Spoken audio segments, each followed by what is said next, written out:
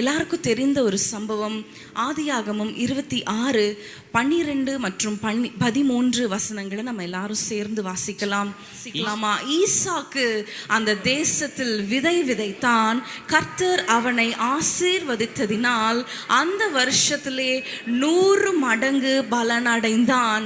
அவன் ஐஸ்வர்யவனாகி வர வர விருத்தி அடைந்து மகா பெரியவனானான். ஹல்லேலூயா, ஹல்லேலூயா. இன்றைக்கு அந்த ஈசாக்கின் ஆசீர்வாதம் நம் குடும்பங்களில் தங்கி இருக்கணும். எத்தனை பேர் ஆசைப்படுறீங்க? ஹல்லேலூயா. அவன் ஐஸ்வர்யவனாகி வர வர விருத்தி அடைந்து மகா பெரியவனானான். ஹல்லேலூயா. எப்படிப்பட்ட ஈசாக்கு தெரியுமா? 21ஆம் அதிகாரத்தில் பார்க்கும் பொழுது இஸ்மவேலால் பரியாசம் பண்ணப்பட்ட ஒரு ஈசாக்கு, ஒரு நிந்தைக்குள்ளாக்கப்பட்ட ஒரு மனிதன், ரொம்ப தாழ்வா எண்ணப்பட்ட ஒரு மனிதன், தன்னுடைய தாயை இழந்த மனிதன். ஹல்லேலூயா. துக்கத்தில் இருந்த மனிதன். ஹல்லேலூயா. ஆனால் அவருக்கு பாருங்க, ஆண்டவர் கொடுத்த ஆசீர்வாதம் என்ன தெரியுமா? அவன் ஐஸ்வர்யவனாகி வர வர விருத்தி அடைந்தான். ஹல்லேலூயா. 100 மடங்கு ஆண்டவர் அங்க பலன் அடைய செய்தார். எந்த சூழ்நிலையில் தெரியுமா? அந்த அதிகாரத்தின் முதல் பகுதியில் வாசிக்கும் பொழுது அது ஒரு பஞ்ச காலம், அது ஒரு கொடுமையான ஒரு காலம்.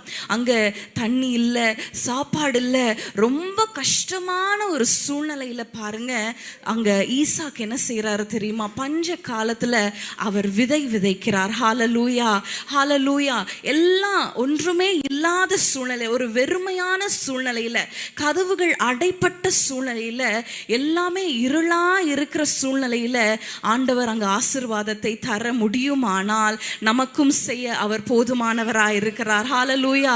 மக்கள் எல்லாம் சொல்லியிருப்பாங்க இல்லையா, இருக்கிற தானியத்தை நம்ம சாப்பிட்றத விட்டுட்டு இந்த உஷ்ண காலத்துல, இந்த பஞ்ச காலத்துல விதையா விதைக்க போறீங்க, பைத்தியக்காரத்தனமா இருக்கிறதேன்னு ஒருவேளை மக்கள் சுற்றிலும் இருந்த மக்கள் சொல்லியிருப்பாங்க.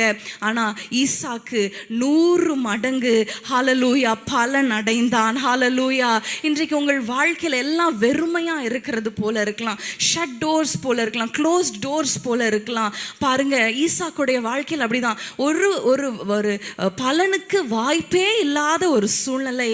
ஆனாலும் அவர் விதை விதைத்ததுனால, கர்த்தருடைய ஆசீர்வாதம் இருந்ததுனால, அந்த வசனம் அப்படிதான் சொல்லுகிறது, கர்த்தர் அவனை ஆசீர்வதித்ததினால் அவன் அந்த வருஷத்தில் 100 மடங்கு ஆசீர்வாதம் பெற்றார்.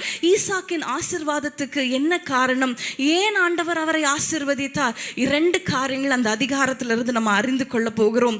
26ஆம் அதிகாரத்தில் 2-3 வசனங்களை நம்ம பார்க்கும் பொழுது 2ஆம் வசனம் 3ஆம் வசனம் வாசிக்கலாமா? கர்த்தர் அவனுக்கு தரிசனமாகி நீ எகிப்துக்கு போகாமல் நான் உனக்கு சொல்லும் தேசத்திலே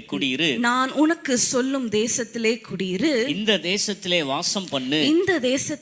வாசம் பண்ணு, நான் உன்னோட கூட இருந்து உன்னை ஆசீர்வதிப்பேன், நான் உனக்கும் உன் சந்ததிக்கும் இந்த தேசங்கள் யாவையும் தந்து உன் தகப்பனாகிய ஆபிரகாமுக்கு நான் இட்ட ஆணையை நிறைவேற்றுவேன். ஆமென். ஹல்லேலூயா.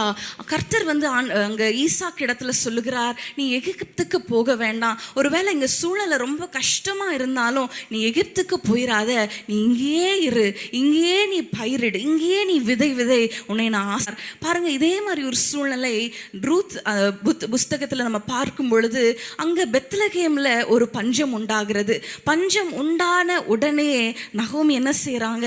உடனே அவங்க மோவாபுக்கு போய் விடுறாங்க, குடும்பத்தோடு போய் விடுறாங்க. நடந்தது என்ன? ரொம்ப இழப்புகள், வேதனையான சம்பவங்கள். ஆண்டவரிடத்துல கேட்கல. பாருங்க, ஆண்டவரே இங்க கஷ்டமா இருக்கு, நான் மோவாபுக்கு போகலாமா, எகிப்துக்கு போகலாமா, என்ன செய்வது என்பதை அங்க நகோமி கேட்கல. அவங்களாகவே தானாகவே எடுத்த முடிவின் விளைவு பாருங்க, குடும்பம் அங்க நாசமா.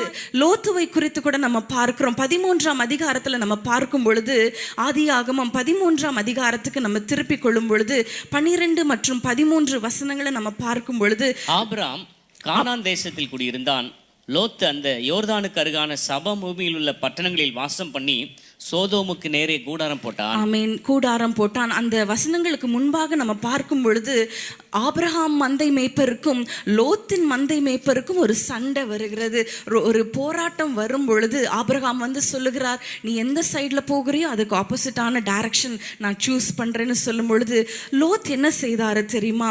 10ஆம் வசனத்தை பார்க்கும் பொழுது, அப்பொழுது லோத் தன் கண்களை ஏறெடுத்து பார்த்து யோர்தான் நதிக்கு அருகான சமபூமி முழுவதும் நீர்வள்ளம் பொருந்தினதா இருக்க கண்டான்.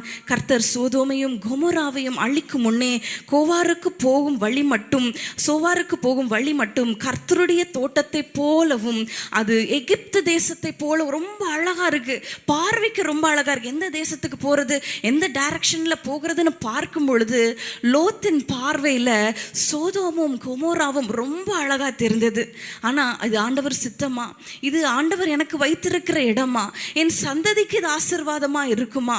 நாளைக்கு என் தலைமுறைகள் இந்த இடத்துக்கு நான் போனா என் பிள்ளைகள் ஆசீர்வதிக்கப்படுவார்களா? இதுதான் எனக்கு ஆண்டவர் வைத்திருக்கிற இடமா? விசாரிக்கல. ஆனா ஈசாக்குடைய வாழ்க்கையில பார்க்கும் பொழுது அவர் ஆண்டவருடைய சத்தத்தை கேட்டு கர்த்தருடைய நடத்துதலுக்கு அவர் கீழ்ப்படிந்ததுனால பாருங்க, பஞ்ச காலத்திலும் ஹalleluya, கதவுகள் எல்லாம் அடைப்பட்டிருந்தாலும் வாய்ப்பே இல்லைன்னு சொன்னாலும் அங்க ஆண்டவர் ஆசீர்வதித்தார். ஹalleluya. இவங்கெல்லாம் வாய்ப்புகளை பார்த்து போனாங்க. நகோமி பார்த்தாங்க, மோவாபுக்கு போனா நம்ம லைஃப் செட்டில் ஆயிரும். லோத் பார்த்தாங்க, நீர்வள்ளம் பொருந்தினது போல இருக்கு. இன்னைக்கு குடும்பத்துல திருமண காரியத்துல நம்ம பார்க்கிற பொழுது எல்லாரும் பார்க்கிறது என்ன? பணம் இருக்கிறதா, வேலை இருக்கிறதா, வீடு இருக்கிறதா, சொந்த வீடு இருக்கிறதா, அது போதும். இன்னைக்கு ஆண்டவருடைய நடத்துதலுக்கு நம்ம கீழ்ப்படியும் பொழுது அது பஞ்ச காலமா இருந்தாலும் அது வனாந்தரமா இருந்தாலும் அவர் நம்மை நடத்துவார். ஹalleluya, ஹalleluya, ஹalleluya. அன்றைக்கு பேதுருவை பார்த்து ஆண்டவர் சொன்னார், ஆழத்துல கொண்டு போய் வலையை வீசு. பேதுரு சொன்னார், நாங்க முழுவதும் கஷ்டப்பட்டோம் ஆண்டவரே, ஒன்றுமே அகப்படலை. மீன்கள் எல்லாம் இரவு நேரத்துல தான் தண்ணி குளிர்ச்சியா இருக்கும் பொழுது அது மேலே வருமா. ஆனால் பகல் நேரத்தில் உச்சி வெயிலில் மீன்கள் எல்லாம் கீழே இருக்கும். ஆனால் ஆண்டவர் என்ன தெரியுமா சொன்னார்? அந்த பகலில் போய் சொன்னார், நீ வலையை போடு. மக்களுடைய பார்வையில் நம்ம ஆண்டவருடைய சத்தத்தை கேட்கும் பொழுது சில நேரம் அது பைத்தியக்காரத்தனமாய் இருந்தாலும் ஹalleluya, அவர் சொல்லும் பொழுது அவர் சொல்லுகிற இடத்தில் நமக்கு ஆசீர்வாதம் உண்டு. ஹalleluya, ஹalleluya. எவர்கள் கர்த்தருடைய ஆவியினால் நடத்தப்படுகிறார்களோ அவர்கள் தேவனுடைய புத்திரரா இருக்கிறார்கள். அப்போ கர்த்தருடைய புத்திரருக்கு ஏதாவது குறை இருக்குமா? ஆண்டவருடைய சந்ததிக்கு ஏதாவது குறை இருக்குமா? இருக்காது. ஒருவேளை இன்றைக்கு ஈசாக்கு விதை விதைத்தது பைத்தியக்காரத்தனமா இருந்தாலும், நீங்கள் காத்திருக்கிறது பைத்தியக்காரத்தனமாய் மற்றவருடைய பார்வையில் இருந்தாலும், நம் கர்த்தருடைய நடத்துதலுக்கு ஒப்பு கொடுக்கும் பொழுது ஹalleluya, எப்படி நடத்துதலை நம்ம கண்டடைவது? வசனத்தின் மூலமாக ஆண்டவர் பேசுவார். கர்த்தருடைய தேவனுடைய மனுஷர்கள் மூலமாக பேசுவார். சமாதானத்தை உண்டு பண்ணி ஆண்டவர் நமக்கு கர்த்தருடைய நடத்துதலை அவர் காண்பிப்பார். ஹalleluya. இன்றைக்கு ஒரே ஒரு நிமிஷம் ஜெபிக்கலாமா? ஆண்டவரே, நான் உமக்காக காத்திருக்க போகிறேன். ஹalleluya. ஆண்டவரே, நீர் சொல்லுகிற இடத்துல, நீர் சொல்லுகிற குடும்பத்துல, நீர் சொல்லுகிற நேரத்துல நான் செயல்பட போறேன். ஆண்டவரே ஹalleluya. ஒருவேளை நீங்க டென்ஷன் ஆகி கொண்டிருக்கலாம், ஆண்டவரே தாமதமாகிறதே, ஆண்டவர் இதற்கு மேல நான் பொறுத்து இருக்கணுமா? இதற்கு மேல நான் செய்யாம அமைதியா இருக்கணுமா? எல்லாரும் என்னை ஏளனமா பேசுறாங்களே. ஹalleluya. ஒருவேளை மனிதர்கள் பார்வையில உங்கள் காத்திருப்போம், உங்களுடைய அமைதலும் பைத்தியக்காரத்தனமா இருந்தாலும் நீங்க ஆண்டவரை பார்த்து சொல்லுங்க, ஆண்டவரே நான் உமக்காக காத்திருக்கிறேன். ஹalleluya. எத்தனை பேர் சொல்ல போறீங்க? கரங்களை உயர்த்தி, ஆண்டவரே உம்முடைய நடத்துதலை நான் பார்க்கும்படி ஆண்டவரே என் கண்களை திறந்துருளுங்க, என் குடும்பத்தை நீங்க நடத்துங்க. ஆண்டவரே, உங்க நடத்துதலுக்கு எங்களை ஒப்பு கொடுக்கிறோம் சொல்லுவீங்களா? ஆண்டவரே, உம்முடைய நடத்துதலுக்கு எங்களை ஒப்பு கொடுக்கிறோம். எங்களுடைய பார்வையில, எங்களுடைய மனுஷீக பார்வையில, எங்களுடைய சொந்த அறிவுல நாங்கள் செயல்பட நாங்கள் விரும்பல.